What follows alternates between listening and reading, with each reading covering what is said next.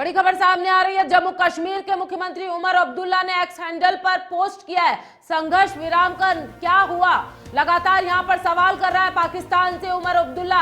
जम्मू के मुख्यमंत्री हैं, उन्होंने संघर्ष विराम का क्या हुआ सवाल किया है पाकिस्तान से। श्रीनगर में विस्फोटों की आवाजें लगातार सुनाई दे रही हैं, तो बड़ी खबर सामने आ रही है। पाकिस्तान से सवाल किया जा रहा है। जम्मू कश्मीर के मुख्यमंत्री उमर अब्दुल्ला ने एक्स हैंडल पर यह सवाल किया है। लगातार भारत में यहाँ पर पीएम मोदी से भी उनका यह सवाल है कि संघर्ष विराम का जो यहाँ पर पूरी रणनीति बनाई गई थी कि किस तरह से सीज फायर को यहाँ पर लागू किया गया था, उसका उल्लंघन पाकिस्तान ने किया है। तो उसके बाद भी जम्मू कश्मीर के मुख्यमंत्री उमर अब्दुल्ला ने यहाँ पर सवाल किया है कि जानकारी के लिए हमारे साथ रिटायर्ड कर्नल देवानंद जी जुड़ चुके हैं। देवानंद जी, क्या कुछ कहना चाहेंगे? सीज फायर का उल्लंघन किया गया है, लगातार धमाकों की आवाज सुनने को मिल रही है, ड्रोन से हमले किए जा रहे हैं, क्या कहना चाहेंगे? जी प्रियंका जी, मैं सबसे पहले जो ये सीज फायर है, मैं इसके लिए बताना चाहूंगा कि देखिए इसके कारण कुछ भी हो। पहली बात है कि जो ये समझौता हुआ है वो समझौता भी इस तरह का था जिसमें पाकिस्तान गिड़गिड़ा रहा था और वो घुटनों के बल आकर के कह रहा था मैं अब आगे कुछ भी नहीं करूंगा। अब इसके दो पहलू हो सकते हैं। पहला तो पाकिस्तान जैसे उसका चरित्र है वो कभी सुधर नहीं सकता और जो जिस प्रकार पे विश्वास भी नहीं किया जा सकता। और अगर ये ऐसा हुआ है तो मैं मानता हूँ रात को अभी जिस प्रकार से प्रधानमंत्री महोदय ने अभी मीटिंग बुलाई है तो इसका अंजाम मैं मानता हूँ आज इसको ज्यादा फिर लंबा समय नहीं लगेगा और जो कार्रवाई करनी होगी वो की जाएगी भारतीय सेना द्वारा। दूसरा एंगल ये भी अगर हम देखें कि ये जो फैसला किया गया है ये इनके मौजूदा जो चीफ है मुनीर, उनके टीम द्वारा किया गया है। जो डीजीएमओ का जो फोन आया, जो जिस तरह की बातें हुई, ये जग जाहिर है कि मुनीर जो उनके चीफ है उनके साथ जो उनके कोर कमांडर्स हैं वो इनको पसंद नहीं करते हैं और क्योंकि पसंद नहीं करते उसके अंदर बलूच कोर कमांडर भी हैं शायद और एक पश्तून वाले भी हैं।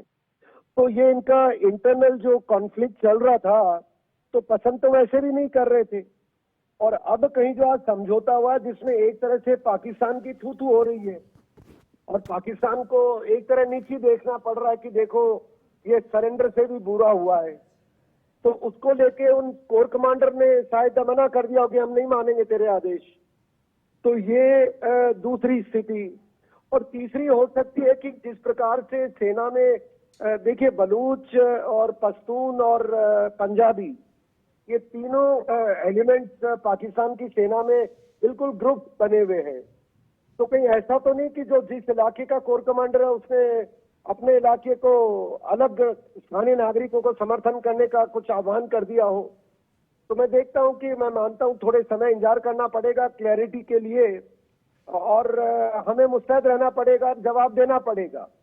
अब वापस कोई गिड़गिड़ाए या नहीं गिड़गिड़ाए तो बड़ी दुखद बात है और सचेत रहना पड़ेगा। जी बिल्कुल। क्या कोई बाहरी शक्ति या कारक सीज फायर को करवाने में मददगार रह रहा है? क्या लगता है आपको कि पाकिस्तान अकेला ही इस तरह से कर रहा है या कोई बाहरी शक्ति इसको सपोर्ट कर रही है? देखिए पहली बात तो है कि बाहरी शक्तियां आज भी सीज फायर को करवाने में भी शामिल हो सकती हैं। सीज फायर तोड़ने में भी बहुत सारे लोगों के इंटरेस्ट हैं। तो इन शक्तियों का अभी कहना बड़ा कठिन है, मैं ऐसा मानता हूं, क्योंकि जब तक क्लैरिटी नहीं होगी।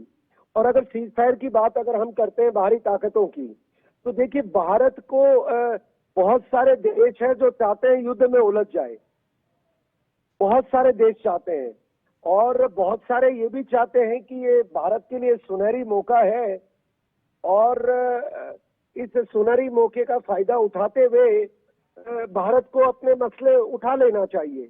क्योंकि देखिए पाकिस्तान की सेना को आज के दिन जिस प्रकार से हमारे एयर डिफेंस सिस्टम ने उनके हमलों को नाकाम किया है और फिर हमारे जो इनके 6 मेजर एयरफील्ड उनको ऑलमोस्ट हमने बर्बाद कर दिया है।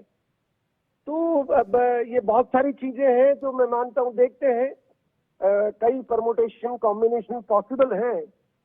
एग्जैक्टली क्या हुआ है वो थोड़ा इंतजार जरूर करना पड़ेगा हमको और देखते हैं, ऐसा ही मैं कह सकता हूं जी। जी बहुत शुक्रिया तमाम जानकारी के लिए।